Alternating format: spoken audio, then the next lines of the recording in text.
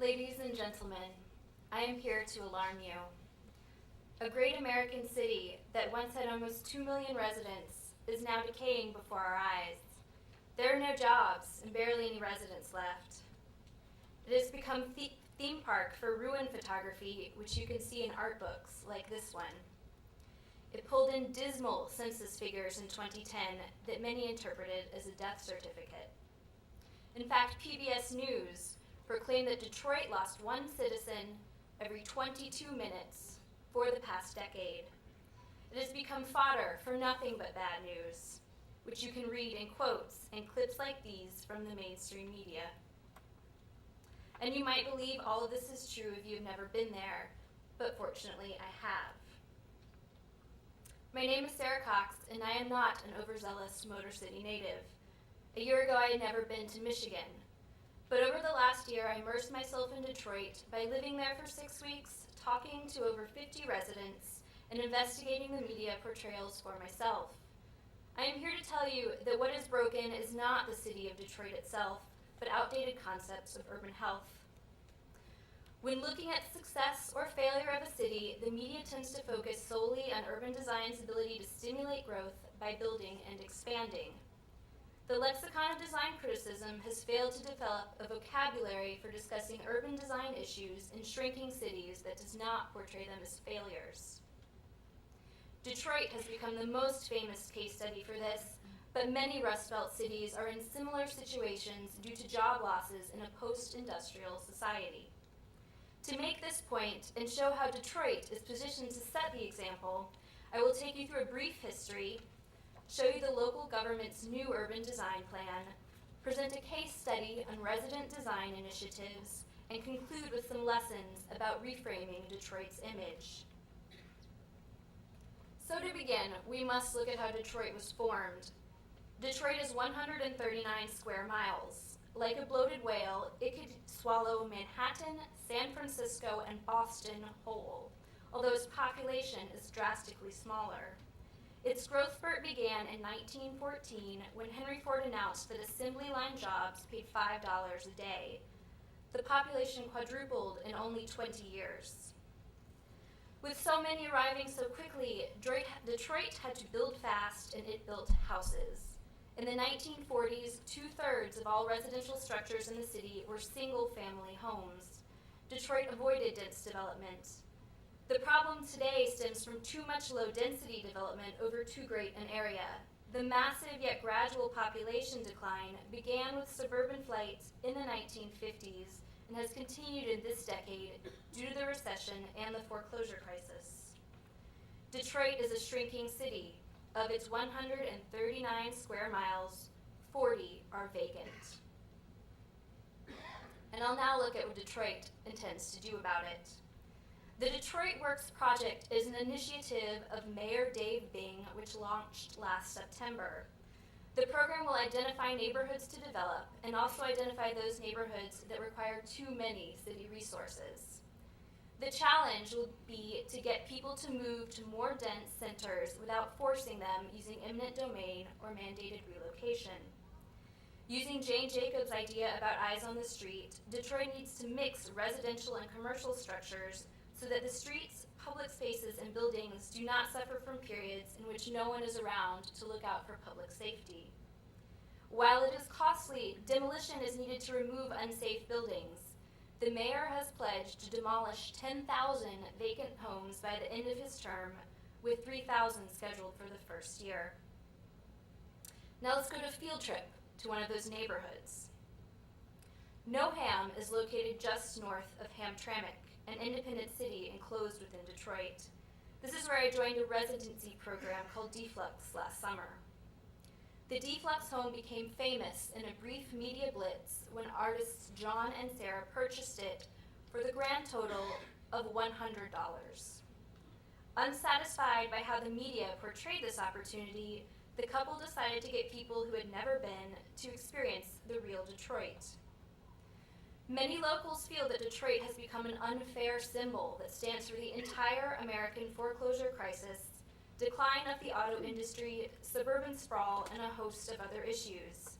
The Deflux program is an intervention that picks up where the government leaves off in getting new creative talent into Detroit. When the mayor's demolition program removed the house across the street, the Deflux founders bought the vacant lot to build a greenhouse using plexiglass that an artist donated. This is an exemplary outcome in the effort to turn over vacant property into private development. The genius of this program and several others in the area is the targeted effort to clear up misconceptions about the city. This is what the Detroit Works project needs to learn from. So far, the city has not been able to use its spotlight to reframe the conversation and continues to foster a reputation for decay instead of positioning its urban design initiatives in a positive light. But the creative potential has now been picked up by one of Detroit's biggest companies. For more on that, we will go to an unlikely yet powerful spokesperson, the rapper Eminem, who first introduced us to Detroit in 8 Mile and took us back for a visit during a Super Bowl commercial this January.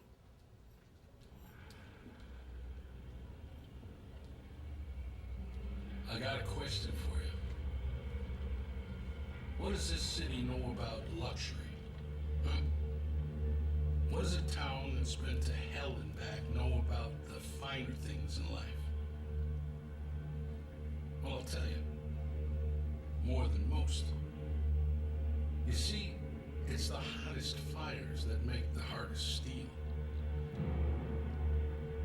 Add hard work and conviction, and the know-how that runs generations deep in every last one of us. That's who we are. That's our story. Now, it's probably not the one you've been reading in papers, the one being written by folks who've never even been here and don't know what we're capable of. Because when it comes to luxury, it's as much about where it's from as who it's for. Now, we're from America, but this isn't New York City, or the Windy City, or Sin City, and we're certainly no one's Emerald City.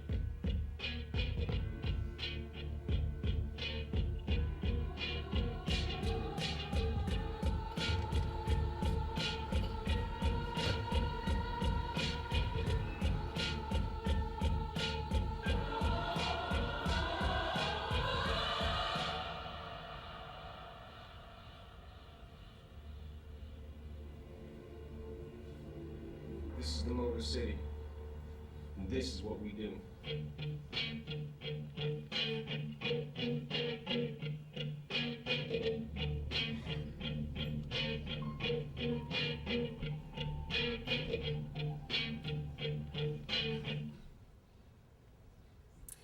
Forget for a moment the almost incidental product placement and focus how it's being done. The ad is using Detroit to sell the product, not the other way around. The idea that Detroit's current reputation is a position of strength is a PR victory for the city. And the slogan from this ad is quickly becoming the city's unofficial motto. But I did not need an ad to sway me. After Deflux, I was converted to a growing pool of creatives, finding better opportunities to make an impact in a smaller city with cheaper real estate. A decision that's given me plentiful opportunities to defend the city. Detroit's challenge is to discuss urban health independent of population.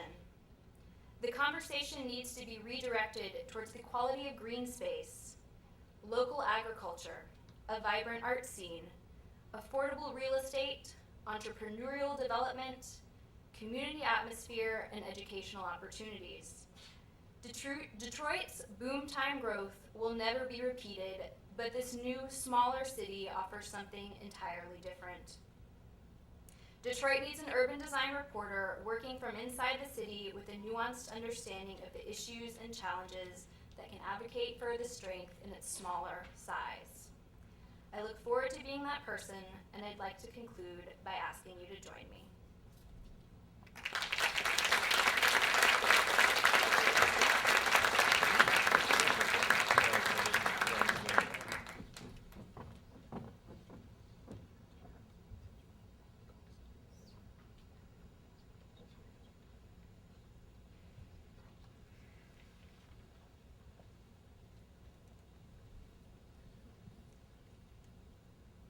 So to kind of pull together some of the themes that are beginning to thread their way through these presentations, it strikes me there's a couple of narratives going on here. There's the political narrative, there's, correct me if I'm wrong, the deflux narrative, and then obviously there's the commercial narrative.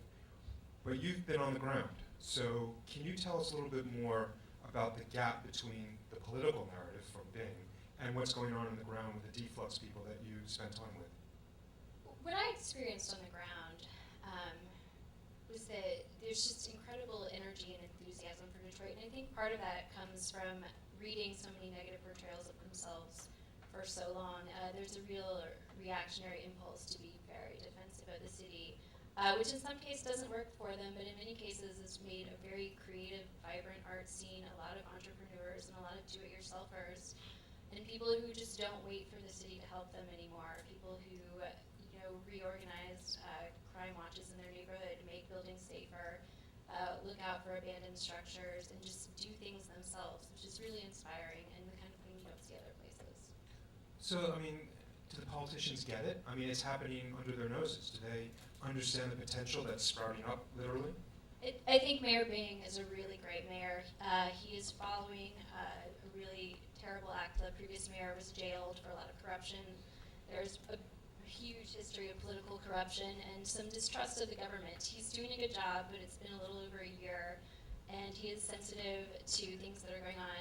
He's holding a lot of community board meetings, but one of the big problems of the recent census is they're going to lose a lot of funding based on decreases in population. So they're operating with very, very little money.